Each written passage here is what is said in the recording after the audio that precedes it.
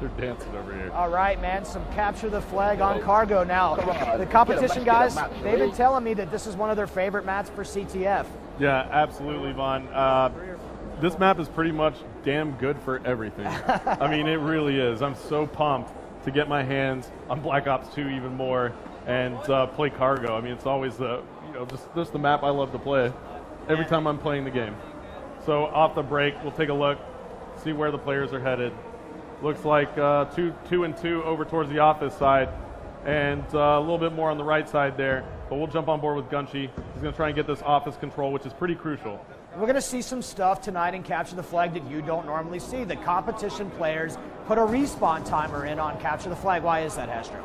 Well, you always want to make sure that you're not getting cut off immediately when you pull a flag by somebody spawning with no respawn timer. And that's essentially the same thing in public games. You still get a respawn timer and you have a wave spawn delay, but we actually disable the wave spawn delay so that you don't have that 10, 15 second spawn in CTF. Back at the ranch, we've been playing this the same way the competition guys play it. Turned off the wave respawn timer, have it on a straight 7.5 spawn timer, and we really like it that way, and that's one of the great things.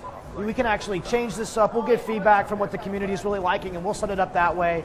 This is pretty close to how we have it in the public game right now. We'll see what happens. Got a couple of months to ship, but we really like to play it this way too. Now, one big thing that we need to talk about is the carryover score. Yeah. That you can actually take the combined score of the rounds now, and it's not, it automatically kind of carries it over for us. And it looks like we do have a flagpole though, Vaughn. We need to kind of jump on board. Both flags are out. One goes down right here, and let's see who has those flags. Looks like Big Timer is holding it for the North Americans. They still have control of it. And let's see if they can get on the board. It just goes down, and now as we swap around, the North Americans actually lose control of that flag, and they almost had that one get going, but they just couldn't make it happen. And let's take a look here at the overhead yet again. We see Toby hanging around the middle of the map here. And now, Vaughn, Toby's going to kind of make a move through this office building. It's still kind of a fight for middle map control, and you see that in most CTF maps, but we did see the flags get pulled, so that's a great promising thing here for cargo. The pros said they love playing it, and that's why we have it here. And look, we see a care package come down right there, looks like. I'm always super impressed by how these super competitive players position themselves around the map to just control the map at all times. Everything they've got going on seems like it's so well rehearsed and so well practiced. We all could learn something right now. Absolutely, and Big Timer has pulled the flag for the North Americans, and Nice has pulled it for the Europeans. Let's go into a listen and listen to what the players are saying on the North American side. 20 seconds left to go. We can flag. Flag is one shot, good. One shot. Nice. Hold that. I'm with you. Oh, they're shocked over in our spawn or something. Don't let them get re. We're good. All right, good work. Dude, that was like really quick. How short it was there at the end of the round. It was just kind of so close, both teams pulling the flag. So we've seen a couple stalemates. Both flags being pulled out of the base, nobody can cap. That's going to happen at this highest competitive level. These are some very evenly skilled matches. Things are going to go. A single flag cap can be the difference between night and day. Yep, and here we go. Round 2 of 2 here.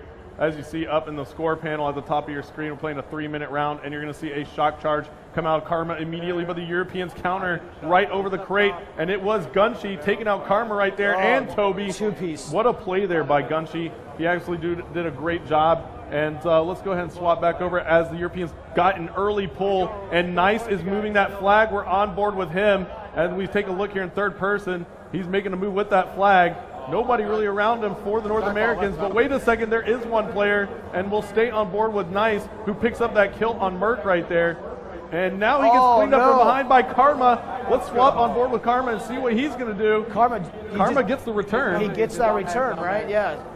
So Karma gets that return, Vaughn, and now we're still at 0-0. So tell me a little bit about the skill of these players. I've never met anybody as highly skilled as these players. I really like the relays that there's the attempt to go on, the cutoffs that you see. These guys know exactly when the other team is going to spawn. They know exactly where they're going to be so they can put them in a chokehold. And you're going to see There you go, Big. 1 second difference He's between still in the capping and crate. not capping in this game mode. Yeah, and now we see got Merc our being flag so again. sneaky right here, Oh, man. picking up that first kill there on Gunshy. Now he's going to make moves. The Europeans do have the flag pulled, and now it's up to Merc to get around here. He does pick up one more player, but there's somebody waiting for him. It was Swanee, and where is that flag right now? Oh, the Europeans almost have it. Oh, he's got some It's going good to be protectors. Raiden, and we're on board with Raiden. He still Here has comes that the flag cap and right there. you Oh, go. man, the dive to prone for the flag cap. And now Raiden immediately calling in a lightning strike as well.